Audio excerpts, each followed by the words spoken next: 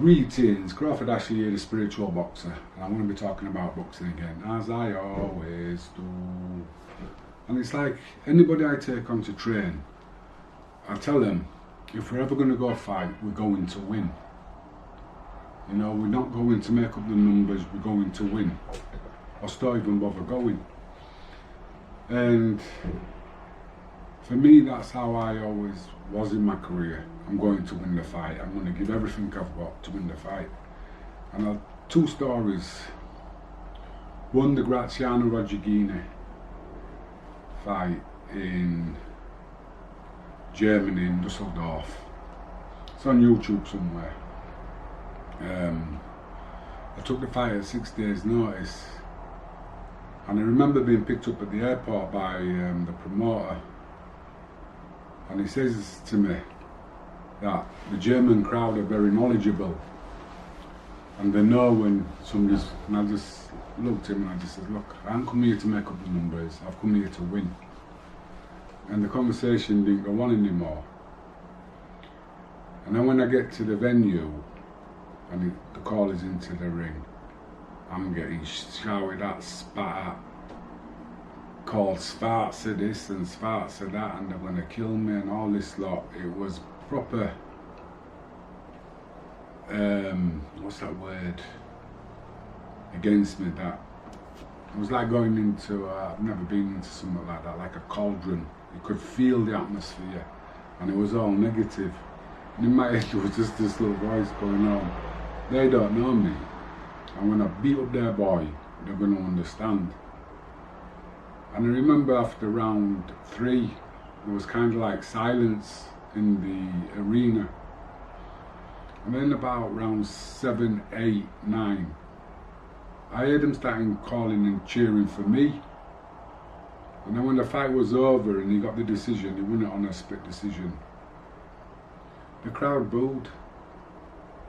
Because they'd seen that I'd gone over there to win. I'd give everything I had on the night, and I went there to win. And that's what the crowd like.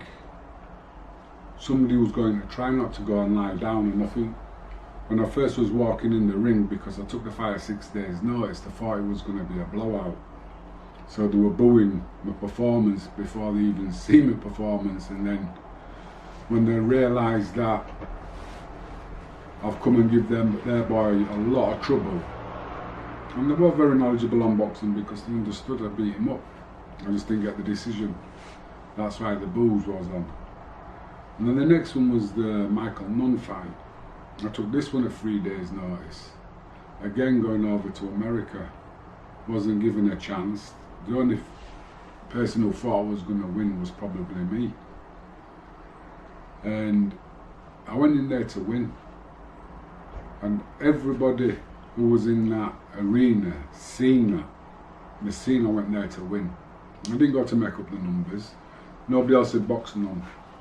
And I took it on and I put on a show. And I give them what they wanted, even though it only lasted 6 rounds.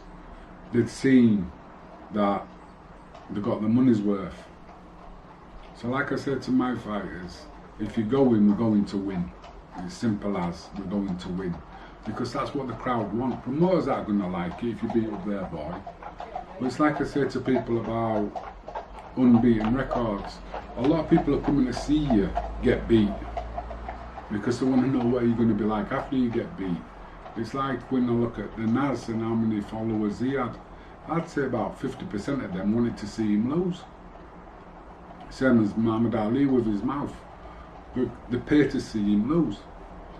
So, and then if the proper fans, and you're a big ticket seller, whether you win or lose don't matter because they're coming to see you. They're not coming to see you defend your unbeaten record. They're coming to see you box. You know, it's like when I came back from the Nunn fight and bumped into Barry Earns, and he told me that I did myself no favours there.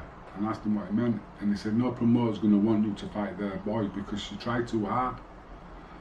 And that is kind of sad. Don't you want us to try hard? You want boxing to go dishonourable? You know what I mean? It's like everybody who comes in the red corner is going to lose. And you know that no matter what you do, you're going to lose. Even if you knock them out, you're going to lose because they're going to say it was an illegal punch or something. There's sadness for me in boxing when shit happens, like bad decisions. Is it that Catrell, you know what I mean, and that other guy? I've lost all respect for the guy who got the decision, because should give him an instant rematch. If he thought he won, it's easy money, innit? Give him a rematch. That's what the crowd want, that's what the fans want. I forgot his name. Forgotten both. But people out there, you know who they are, so you could put a mention the name in the bottom if you like it. If not, you don't have to. But yeah, that's all I'm basically saying. Go into a fight to win the fight. And if you're a big ticket seller, promoters, they're going to sell tickets whether they win or lose. It's not about the unbeaten record, it's about the person. And that kind of like annoys me. It's like promoters now don't seem like they want to do any work and promote their shows. They all have to be ticket sellers. And then if he sells tickets, if he sells a load of tickets, we'll get him a win. Sad, that's bad. That's bad for boxing. You know, if he can sell a load of tickets, get him a good fight. If he comes through it, great. If he don't come through it, he can go back to the learning board and come on. When he gets to the top, if he gets to the top, he'll stay there because of all these trials and adversities that he's had to go through. You know, and if he's winning, great. Then he's got that talent to take him on and keep him there. You know, unbeaten records only mean something if you box somebody.